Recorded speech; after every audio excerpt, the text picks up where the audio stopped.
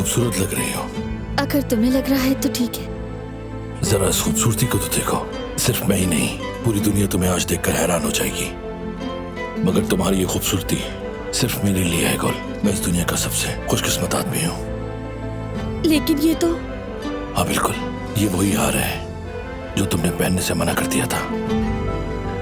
अब तुम्हें किसी से डरने की जरूरत नहीं है गुल। तुम ये फख्र से कह सकती हो कि ये हार तुम्हें तुम्हारे शौहर ने दिया है, क्योंकि अब से तुम गुल का रबे हो।